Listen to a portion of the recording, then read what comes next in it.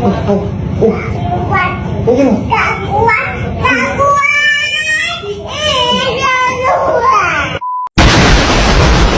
Memang Mbak nggak bingung? Semua manusia di muka bumi ini bingung Mbak. Nanti nggak bingung kalau udah di surga.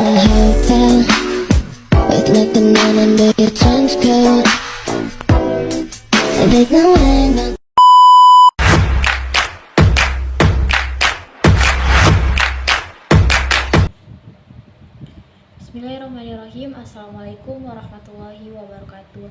Halo teman-teman, perkenalkan nama saya Nisi Susilawati. Saya dari kelas MBSA Prodi Manajemen Bisnis Syariah dengan NIM 2023010309. Di sini saya akan mempresentasikan makalah dari kelompok 1 sampai dengan kelompok 6. Baiklah, untuk mempersingkat waktu saya akan mulai menjelaskan. Baiklah teman-teman, pada bagian pertama ada makalah dari kelompok 1 yang berjudul Pengantar Akuntansi dan Perusahaan. Baiklah, pada bagian pertama ada pengertian akuntansi. Akuntansi sering disebut sebagai the language of business. Hal ini karena kegiatan akuntansi sering digunakan di kalangan dunia usaha. Secara umum, kata akuntansi berasal dari bahasa Inggris account, yang berarti perkiraan. Secara luas, akuntansi dapat didefinisikan. Akuntansi adalah surat seni untuk melakukan pencatatan, pengelompokan, pengikhtisaran, dan pelaporan serta penganalisisan terhadap transaksi-transaksi ekonomi perusahaan dan pengambilan suatu keputusan. Selanjutnya adalah proses akuntansi. Proses akuntansi dibagi menjadi 3. Yang pertama adalah pencatatan dan penggolongan, yang kedua pengikhtisaran atau peringkasan, dan yang terakhir pelaposan dan penganalisaan. Selanjutnya adalah prinsip-prinsip akuntansi. Prinsip akuntansi dibagi menjadi 5, yaitu prinsip biaya historis, prinsip pengakuan pendapatan, prinsip mempertemukan, prinsip konsistensi, dan yang terakhir adalah prinsip pengungkapan penuh. Kemudian kita beralih pada klasifikasi perusahaan. Yang pertama adalah perusahaan jasa, yang kedua perusahaan dagang, dan yang ketiga adalah perusahaan manufaktur. Raymond Eglos dalam bukunya menyatakan bahwa perusahaan diartikan sebagai sebuah organisasi yang memproses perubahan keahlian dan sumber daya ekonomi menjadi barang atau jasa yang ditunjukkan bagi pemuasan kebutuhan para pembeli, serta diharapkan akan memberikan laba bagi para pemiliknya. Jadi, fokusnya lebih mengarah kepada organisasi, sedangkan konsep bisnis di sisi lain diaturkan sebagai seluruh kegiatan yang diorganisasikan oleh orang-orang yang berkecimpung di dalam bidang perniagaan, yaitu produsen, pedagang, konsumen, dan industri di mana perusahaan berada, dalam rangka memperbaiki standar serta kualitas hidup mereka. Berdasarkan kedua istilah di atas, dapat disimpulkan bahwa pengertian bisnis lebih luas daripada perusahaan, karena perusahaan merupakan bagian dari bisnis. Baiklah teman-teman, yang terakhir adalah peran akuntansi dalam perusahaan dan pengguna akuntansi. Pihak-pihak yang berkepentingan menggunakan laporan akuntansi sebagai sumber informasi utama untuk mengambil keputusan. Informasi lain pun juga diperlukan dalam pengambilan keputusan perusahaan. Informasi-informasi tersebut ditampung menjadi satu, dianalisis, dan pada akhirnya dipakai sebagai dasar untuk pengambilan keputusan. Sebagai suatu sistem informasi, akuntansi sangatlah diperlukan baik oleh pihak internal perusahaan maupun dari luar perusahaan. Secara garis besar, pihak-pihak yang memerlukan informasi akuntansi adalah manajer, investor, kreditor, dan instansi pemerintah. Wah teman-teman, sekarang kita beralih pada kelompok 2 yang berjudul menganalisis transaksi. Langsung saja, analisa transaksi. Menurut Sunarto Zulkifli, secara umum, transaksi dapat diartikan sebagai kejadian ekonomi atau keuangan yang melibatkan paling tidak dua pihak atau seseorang dengan seseorang atau beberapa orang lainnya yang saling melakukan pertukaran, melibatkan diri dalam perserikatan usaha, pinjam-meminjam atas dasar sama-sama suka, ataupun atas dasar suatu ketetapan hukum atau syariah yang berlaku. Menurut Kamus Besar Bahasa Indonesia, transaksi adalah persetujuan jual-beli dalam perdagangan antara pihak pembeli dan penjual. Baiklah, selanjutnya adalah jenis-jenis data analisis. Yang pertama adalah analisis deskriptif, yang kedua analisis diagnosis, yang ketiga analisis prediktif, analisis preskriptif, analisis eksplorasi, data mining, dan yang terakhir adalah analisis regresi. Selanjutnya adalah metode analisis transaksi. Metode yang pertama adalah menentukan jenis akun. Langkah pertama adalah menentukan akun mana yang terpengaruh oleh transaksi tersebut. Yang kedua, terapkan aturan debit dan kredit pada akun debit meningkatkan akun aset dan kredit meningkatkan akun kewajiban atau ekuitas. Debit berarti mencatat transaksi di sisi kiri, sedangkan kredit berarti mencatat transaksi di sisi kanan. Yang ketiga adalah catat transaksi dalam jurnal setelah selesai menganalisis transaksi dan telah menentukan akun yang terlibat dan di mana transaksi perlu didebit dan dikreditkan. Kamu siap untuk mencatatnya dalam jurnal. Adapun manfaat dari adanya analisis transaksi dalam akuntansi adalah untuk mengetahui posisi keuangan periode tertentu. Kemudian untuk menganalisa kelemahan perusahaan yang ada, untuk mengetahui kelebihan perusahaan yang dimiliki, untuk mengetahui langkah lanjutan pengambilan keputusan, dan yang terakhir adalah sebagai bahan evaluasi dan penilaian kerja. Kemudian jenis transaksi keuangan. Jenis transaksi akuntansi berdasarkan hubungan kelembagaan ada dua, yaitu transaksi eksternal melibatkan perdagangan barang dan jasa. Yang kedua, transaksi internal. Transaksi internal tidak melibatkan penjualan ataupun pembelian dari pihak luar, melainkan proses lain di dalam perusahaan. Kemudian jenis transaksi akuntansi berdasarkan metode pembayaran. Jenis ini dibagi menjadi dua, yaitu transaksi tunai dan transaksi non-tunai. Kemudian jenis transaksi akuntansi berdasarkan tujuan. Jenis ini juga dibagi menjadi dua, yaitu transaksi bisnis dan transaksi non-bisnis. Baiklah teman-teman, sekarang kita beralih pada kelompok 3 yang makalahnya berjudul Proses Penyesuaian dalam Akuntansi. Pada bagian pertama, karakteristik akuntansi penyesuaian. Konsep periode akuntansi mengharuskan pendapatan dan beban dilaporkan pada periode yang tepat dengan mengacu pada International Financial Reporting Standard yang mengharuskan menggunakan akuntansi berbasis akrual. Ada dua cara untuk melakukan proses akuntansi. Yang pertama adalah akuntansi akrual dan yang kedua adalah akuntansi dasar kas. Selanjutnya adalah proses penyesuaian. Untuk mengetahui cara membuat jurnal penyesuaian, konsep periode akuntansi mengharuskan pendapatan dan beban dilaporkan pada periode yang tepat. Hal ini terkait basis pencatatan akuntansi dan akrual basis. Beberapa akun memerlukan pemutakhiran updating dengan alasan sebagai berikut, yaitu beberapa beban tidak dicatat secara harian.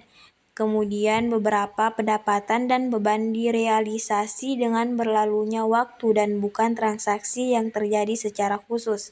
Dan yang terakhir, beberapa pendapatan dan beban mungkin belum dicatat. Selanjutnya adalah jenis akun yang memerlukan. Yang pertama adalah beban dibayar di muka, kemudian pendapatan diterima di muka, kemudian utang beban, kemudian piutang pendapatan, kemudian bahan habis pakai, kemudian kerugian piutang, dan yang terakhir adalah penyusutan. Nah, yang terakhir adalah jurnal penyesuaian. Jurnal penyesuaian adalah jurnal yang digunakan untuk mencatat akun buku besar yang perlu disesuaikan agar menunjukkan keadaan yang sebenarnya. Selanjutnya adalah makalah dari kelompok 4 yang berjudul menyelesaikan siklus akuntansi. Yang pertama adalah definisi siklus akuntansi. Siklus akuntansi adalah proses penyusunan suatu laporan keuangan yang dapat dipertanggungjawabkan dan diterima secara umum. Prinsip-prinsip yang dicakup dalam ruang lingkup akuntansi dalam suatu periode tertentu.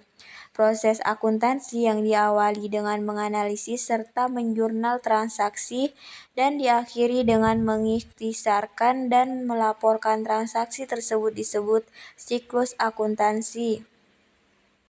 Selanjutnya adalah fungsi dan tujuan akuntansi. Adapun fungsi siklus akuntansi meliputi pencatatan transaksi, pengklasifikasian transaksi, penyesuaian, penutupan, penyusunan laporan keuangan, dan yang terakhir adalah audit dan pemeriksaan. Adapun tujuan utama akuntansi adalah mengumpulkan dan melaporkan informasi keuangan suatu bisnis, juga untuk menyediakan informasi dalam bentuk laporan yang berisi posisi keuangan, hasil usaha, dan perubahan posisi keuangan lainnya. Nah, teman-teman, sekarang kita beralih pada langkah-langkah dalam siklus akuntansi. Yang pertama yaitu identifikasi transaksi dalam tahap pertama dalam siklus akuntansi. Yang kedua, merekam transaksi dalam jurnal. Yang ketiga, merekam transaksi dalam buku. Yang keempat, penyesuaian akhir periode. Dan yang terakhir, membuat laporan keuangan. Selanjutnya adalah proses siklus akuntansi. Yang pertama adalah tahap pencatatan bukti transaksi, yang kedua tahap pengikhtisaran, dan yang ketiga tahap pelaporan. Selanjutnya adalah penyelesaian siklus akuntansi neraca lajur. Adapun urutan tahapan dalam menyiapkan kertas kerja adalah sebagai berikut. Yang pertama, menyiapkan neraca saldo sebelum penyesuaian ke dalam kertas kerja. Yang kedua, memasukkan data jurnal penyesuaian ke kolom penyesuaian yang ada dalam kertas kerja. Yang ketiga, memindahkan tiap saldo masing-masing akun yang ada dalam kolom neraca saldo setelah penyesuaian ke dalam kolom laporan keuangan. Kemudian adalah jurnal penutup. Jurnal penutup dilakukan dengan cara yaitu yang pertama, mentransfer akun pendapatan yang memiliki saldo normal kredit ke sebelah debit dan kemudian mengkredit akun ikhtisar laba rugi. Yang kedua, mentransfer akun beban yang memiliki saldo normal debit ke sebelah kredit dan kemudian mendebit akun ikhtisar laba rugi. Yang ketiga, mentransfer jumlah laba bersih atau rugi bersih ke akun modal dengan ketentuan bahwa jika laba bersih maka akun modal akan dikredit. Dan yang keempat, mentransfer akun prive atau penarikan yang memiliki saldo normal debit ke sebelah kredit dan kemudian mendebit akun modal. Kemudian yang terakhir adalah jurnal balik. Ada 4 hal yang perlu dibuatkan ayat jurnal balik, yaitu yang pertama, beban yang masih harus dibayar, beban akrual, hutang akrual. Dan yang kedua, pendapatan yang masih harus diterima, pendapatan akrual, piutang akrual. Dan yang ketiga, biaya dibayar di muka yang mula-mula dicatat langsung sebagai beban bukan sebagai set atau prepaid. Dan yang terakhir, pendapatan diterima di muka yang mula-mula dicatat langsung sebagai pendapatan bukan sebagai hutang. Nah, kemudian kita beralih pada makalah kelompok 5 yang judul makalahnya adalah akuntansi perusahaan dagang. Nah, pada bagian pertama ada pengertian akuntansi. Nah, di sini pengertian akuntansi dibagi menjadi dua definisi, yaitu definisi menurut kegunaan. Akuntansi merupakan aktivitas jasa yang berfungsi memberikan informasi kuantitatif mengenai kesatuan-kesatuan ekonomi, terutama yang bersifat keuangan yang bermanfaat dalam pengambilan keputusan. Adapun definisi menurut kegiatan, akuntansi adalah seni mencatat, mengklasifikasi dan mengikhtisarkan transaksi-transaksi kejadian yang sekurang-kurangnya bersifat keuangan dengan cara menginterpretasikan hasil-hasilnya. Selanjutnya adalah prinsip-prinsip akuntansi. Prinsip akuntansi dibagi menjadi 4. Yang pertama adalah prinsip pengakuan pendapatan. Yang kedua, prinsip penandingan. Yang ketiga, prinsip pengakuan penuh. Dan yang terakhir adalah prinsip biaya. Selanjutnya adalah pengertian perusahaan dagang. Perusahaan dagang adalah perusahaan yang membeli barang dagangan dari pemasok dan menjualnya kembali kepada pelanggan tanpa diproses terlebih dahulu atau tanpa diubah bentuknya. Perusahaan dagang diantara lain seperti distributor, agen tunggal, pengecer, toko swalayan, toko serba ada atau biasa disebut dengan toserba, pusat barang-barang grosir. Secara garis besar, transaksi perusahaan dagang yang sering terjadi dibagi menjadi 4, yaitu pembelian, pengeluaran kas, penjualan, dan penerimaan kas. Selanjutnya adalah ciri-ciri perusahaan dagang. Yang pertama, pendapatan utama perusahaan berasal dari penjualan barang dagang. Yang kedua, biaya utama perusahaan berasal dari harga pokok barang terjual serta biaya usaha lainnya. Yang ketiga, tujuan utama perusahaan ialah mencari laba dari penjualan barang dagang dengan harga yang lebih tinggi daripada harga belinya. Dan yang terakhir adalah terdapat akun persediaan barang dagang dalam akuntansi perusahaan berperan sebagai perantara produsen dan konsumen. Kemudian adalah karakteristik perusahaan dagang. Yang pertama, memiliki aktivitas utama berupa membeli, menjual, ataupun menyimpan di gudang penyimpanan dan kembali menjual. Yang kedua, tidak melakukan proses produksi barang. Dan yang ketiga, perhitungan total keuntungan berpatokan dengan total hasil penjualan dikurangi biaya pembelian dan biaya operasional. Yang keempat, perusahaan tidak melakukan proses produksi terhadap barang-barang yang dijual. Dan yang terakhir, barang yang dijual langsung dijual tanpa melalui proses pengolahan atau perubahan sedikit pun. Nah, kemudian adalah jenis-jenis perusahaan dagang. Yang pertama, berdasarkan produk yang diperdayakan, yaitu perusahaan dagang barang produksi dan perusahaan dagang barang jadi. Yang kedua, berdasarkan macam konsumen yang terlibat, yaitu yang pertama perusahaan dagang besar, yang kedua perusahaan dagang perantara, dan yang terakhir perusahaan dagang pengecer.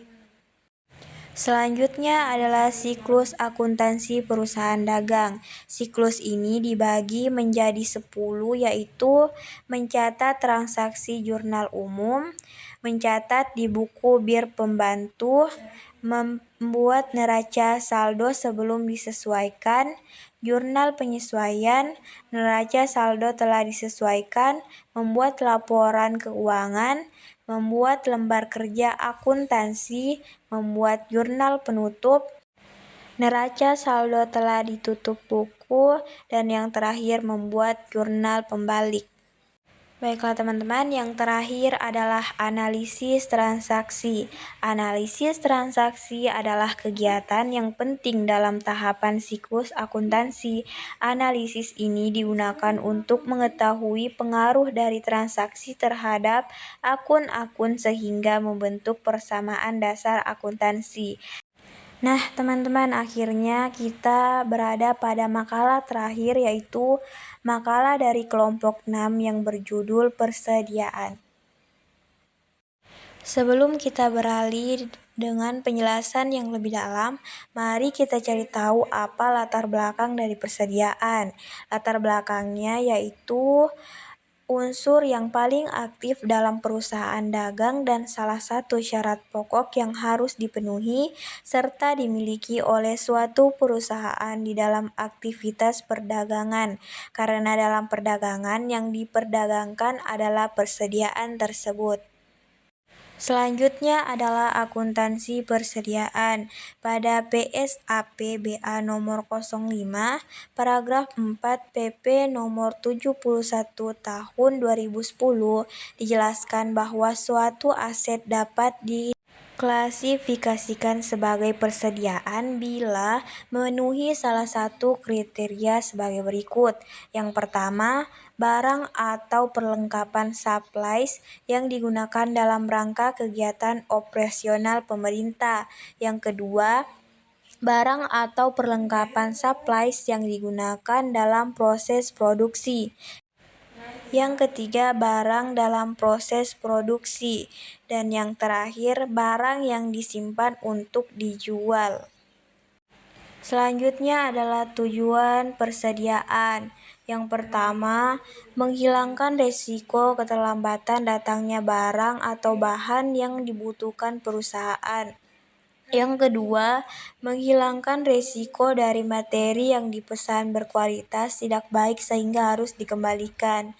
Yang ketiga, sebagai salah satu alternatif dalam mengantisipasi bahan yang dihasilkan atau produksi tergantung pada musim atau barang yang dihasilkan. Yang keempat, mempertahankan stabilitas operasi perusahaan atau menjamin kelancaran arus produksi. Yang kelima, mencapai penggunaan mesin yang optimal. Yang keenam, memberikan pelayanan kepada langganan dan sebaik-baiknya dengan memberikan jaminan tersedianya barang jadi. Yang ketujuh, membuat pengadaan atau produksi tidak perlu disesuaikan dengan penggunaan atau penjualannya. Adapun fungsi persediaan dibagi menjadi 3, yaitu yang pertama, fungsi independensi, yang kedua, fungsi ekonomis, dan yang terakhir, fungsi antisipasi. Selanjutnya adalah jenis-jenis persediaan. Jenis-jenis persediaan akan berbeda sesuai dengan bidang atau kegiatan normal usaha perusahaan tersebut. Berdasarkan bidang usaha perusahaan dapat berbentuk perusahaan industri manufaktur, perusahaan dagang maupun perusahaan jasa. Untuk perusahaan industri, maka jenis persediaan yang dimiliki adalah persediaan bahan baku, barang dalam proses, persediaan barang jadi, serta bahan pembantu yang akan digunakan dalam proses produksi. Dan perusahaan dagang, maka persediaannya hanya satu, yaitu barang dagang. Yang terakhir adalah metode penilaian persediaan. Metode ini dibagi menjadi 4 metode, yaitu yang pertama, alokasi harga, yang kedua, masuk pertama keluar, yang ketiga, masuk terakhir keluar pertama, dan yang terakhir adalah biaya rata-rata. Baiklah teman-teman, mungkin itu saja yang dapat saya sampaikan. Mohon maaf bila ada salah kata. Saya akhiri dengan ucapan Assalamualaikum warahmatullahi wabarakatuh.